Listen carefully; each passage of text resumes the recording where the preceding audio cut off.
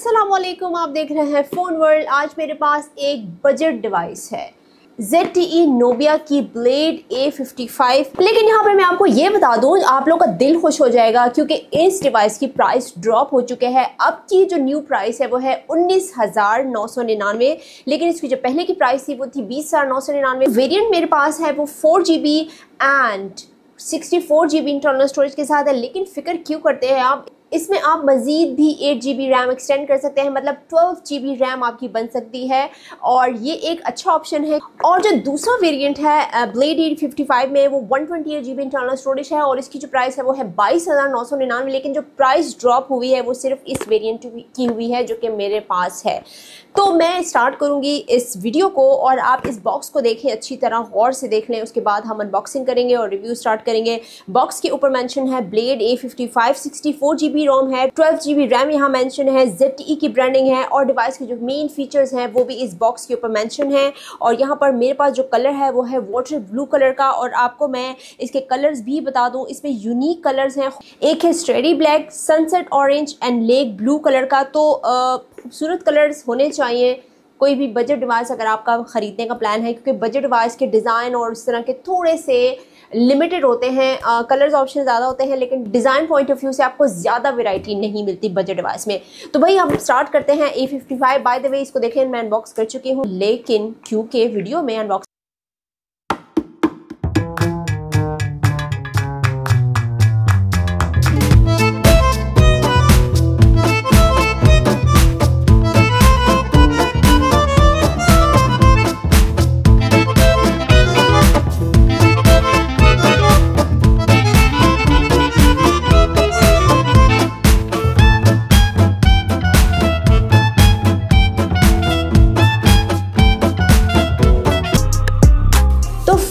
मैंने कर लिया है अनबॉक्स और ये शीट मैं रिमूव कर लेती हूँ। इस शीट के ऊपर वही फीचर्स मेंशन हैं जो कि मैंने आपसे अब डिस्कस करने हैं।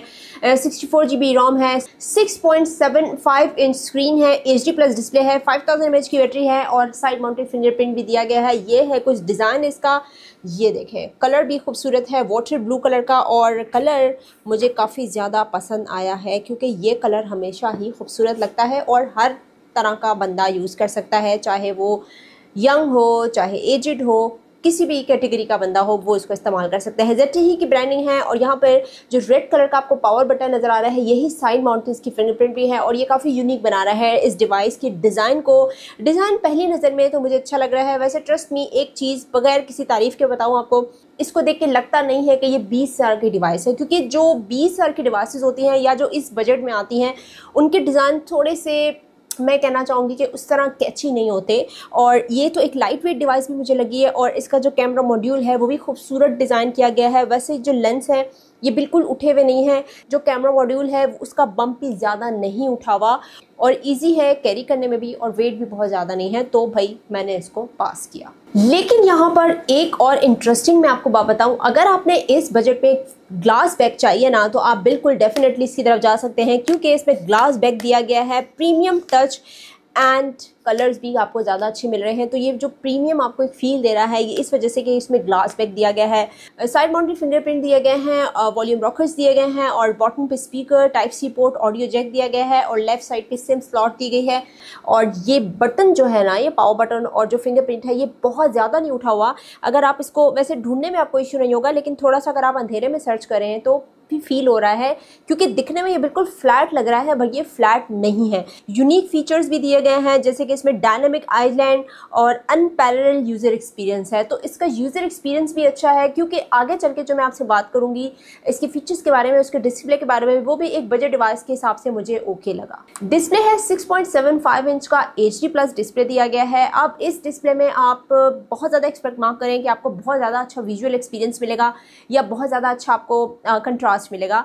इसमें ओके है अगर आप कोई वीडियोस देख रहे हैं, यूट्यूब की वीडियोस देख रहे हैं, जैसे रील्स देख रहे हैं, इंस्टाग्राम पे कोई रील देख रहे हैं या कोई इस तरह की सोशल मीडिया पे अगर आप कोई एक्टिविटी कर रहे हैं तो उसके लिए ओके है। और जैसे कि अगर आप कोई मूवीज़ वगैरह भी देख रहे हैं, एक तो बड़ी स्क्रीन है, तो बड़ी स्क्रीन पे वैसे भी कुछ भी आप एक्टिविटी करते हैं, कोई मूवी देखते हैं, कोई और इस तरह की आप रील वगैरह देखते हैं तो आपको अच्छा लगता है जब भी आप बड़ी स्क्रीन पे देखते हैं। लेकिन क्योंकि एक बजट डिवाइस है और बजट डिवाइस में हमेशा स्क्रीन पे बहुत ज़्यादा काम नहीं हो सकता, ठीक ठीक है आपको स्क्रीन बड़ी दी गई है, लेकिन विजुअल्स मुझे ना इसके ओके लगे। मैं बहुत ज़्यादा इसको नहीं कहूँगी कि आप बहुत ज़्यादा अच्छा एक्सपीरियंस ले सकते हैं, लेकिन इसमें जो 90 हर्ट्ज़ का रिफ्रेश रेट दिया गया है उससे जो स्मूथनेस है और जो परफॉर्मेंस है वो आपको एक अच्छी मिल जाएगी। जैसे कि अगर आप बहुत ज़्यादा स्क्रॉलिंग करते हैं या मल्टीटास्किंग करते हैं तो आप 90 हर्ट्ज़ पे अगर सेट करेंगे रिफ्रेश रेट को तो उसमें आपको ज़रा फास्ट एक्सपीरियंस मिल जाएगा, जो कि इस बजट के हिसाब से काफ़ी अच्छा है।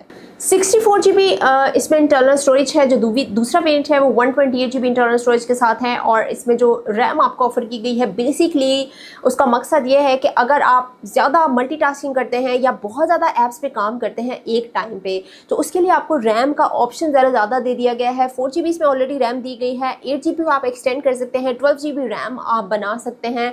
अगर आप बहुत ज़्यादा ऐसा करते हैं ना कि आपके पास बजट डिवाइस है और आपका ज़्यादा काम है मल्टीटास्किंग वाला, आप बहुत ज़्यादा ऐप्स पे काम करते हैं, बैकग्राउंड में बहुत ज़्यादा ऐप्स रनिंग में होती हैं, तो भी फ़ोन की परफॉर्मेंस स्लो होना शुरू हो जाती है, क्योंकि फ़ोन इतना होता नहीं है जितना हम उस पर लोड डाल देते हैं। तो ज़्यादा रैम इसका एक प्लस पॉइंट है। अगर आपको ज़्यादा रैम चाहिए 20 हज़ार की डिवाइस में तो आपको बिल्कुल इसमें वो मिलेगी, और वो आपकी चॉइस है कि अगर आप 8 GB नहीं मज़ीद एक्सटेंड करना चाहते तो वो भी ऑप्शन है। तो आप सेटिंग्स में जाएंगे, वहाँ पे आपको ऑप्शन मिलेगा अगर आप अपनी रैम को एक्सटेंड करना चाहते हैं। तो मैं ये रिकमेंड नहीं करूँगी आपको कि आप इसमें गेमिंग करें। ये डिवाइसेस गेमिंग के लिए नहीं होती हैं, आप बहुत ज़्यादा हैवी यूज़ के लिए होती हैं। ये एक बिल्कुल जैसे अगर आपका बहुत ही लाइट यूज़ है, डेली यूजेज के हिसाब से ऐसा फ़ोन चाहते हैं आप जिसमें अच्छी लुक्स के साथ साथ डिस्प्ले भी ओके हो, और आपकी जो है सोशल मीडिया पे जितनी आप ऐप्स पे इंगेज रहते हैं या आप बहुत ज़्यादा कंटेंट देखते हैं या बहुत ज़्यादा ऐप्स चलें, आप इंस्टॉल भी करते हैं, काम करते हैं, बहुत सारी सोशल ऐप्स होती हैं जैसे कि हमारे पास फेसबुक है, इंस्टाग्राम है, व्हाट्सएप है, उसके लिए बिल्कुल ओके है। लेकिन बहुत ज़्यादा हैवी ऐप्स की तरफ ना जाइए क्योंकि फ़ोन आपका साथ नहीं देगा। यूज़र एक्सपीरियंस मुझे इसका ओके लगा, और वैसे भी इसमें एक कुछ फीचर्स हैं जो कि यूनिक है, इस प्राइस के हिसाब से आपको वो नहीं मिलते। जैसे कि इसमें डायनामिक आइलैंड है, वो आप अगर सेट करेंगे वो एक यूनिक फीचर मुझे लगा, और अनपैरेलल्ड यूज़र एक्सपीरियंस है। तो और यूज़र एक्सपीरियंस से मुझे इसका ओके लगा।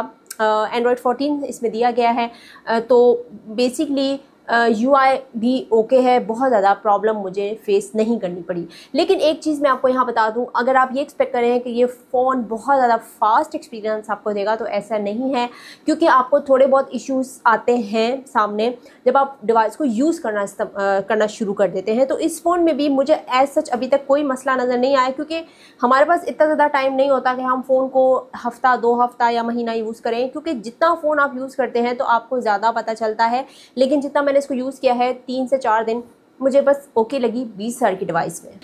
एक फीचर को मैं हाईलाइट करना चाहूँगी, बैटरी। इसकी बैटरी काफ़ी बड़ी है, 5000 mAh की बड़ी बैटरी दी गई है, और बिल्कुल बड़ी बैटरी होना बहुत ज़्यादा ज़रूरी है, क्योंकि जितना ज़्यादा हमारा इस्तेमाल है आजकल फ़ोन का, उस हिसाब से बैटरी तो हम बार बार चार्ज नहीं कर सकते। हमें एक ऐसी बड़ी बैटरी चाहिए, लॉन्ग लास्टिंग बैटरी चाहिए, जो कि बार बार एक तो चार्ज ना करनी पड़े और आपका साथ दे वो बैटरी। तो इसमें भी आपको लॉन्ग लास्टिंग बैटरी दी गई है ताकि आप इसको बिना टेंशन के इस्तेमाल कर सकें, आपको बार बार चार्ज करने की झंझट ना हो। और क्योंकि फास्ट चार्ज भी नहीं होता बजट डिवाइसेस में, तो उस हिसाब से बड़ी बैटरी का फ़ायदा ये होता है कि चले एक दफ़ा आप चार्ज कर लें तो आराम से 2 दिन भी इवन आप चला सकते हैं। इस तरह के डिवाइसेस और ये जो बजट डिवाइसेस होती हैं और इस प्राइस कैटेगरी में आते हैं, जैसे कि 20,000 है, वो एक आइडियल प्राइस रेंज है, क्योंकि ज़्यादातर जो यंगस्टर्स होते हैं या कोई ऐसा बंदा जो कि फ़ोन ख़रीदना चाहे जिसका यूज़ जो है वो बड़ा लाइट सा हो, बहुत ज़्यादा हैवी यूज़ ना हो, तो उनके लिए ये डिवाइसेस बहुत बेस्ट रहती हैं। वही इसमें आप ब्लूटूथ की कनेक्टिविटी भी ले सकते हैं, ज़ाहिर इसमें वाईफाई की भी कनेक्शन होता है, कॉल भी क्लियर कर सकते हैं आप, और लुक पॉइंट ऑफ व्यू से भी ओके है। तो ये था ZTE Nubia Blade A55 का रिव्यू। और ये देखें कलर्स भी यहाँ मेंशन है, जो आपको कलर्स दिए गए ना, तीनों कलर्स यहाँ पे लगाए गए हैं आपको। तो आप बताएंगे मुझे इस फ़ोन के बारे में कि आप क्या सपोर्ट करेंगे ZTE की डिवाइसेस को, स्पेशली जो बजट कैटेगरी में खेल रहा है, क्योंकि मार्केट में बहुत ज़्यादा ऑप्शन है। और जाने से पहले आप क्या करेंगे, चैनल को सब्सक्राइब करना मत भूलिएगा। चलें नेक्स्ट टाइम किसी और वीडियो के साथ आएंगे। अल्लाह हाफ़िज़।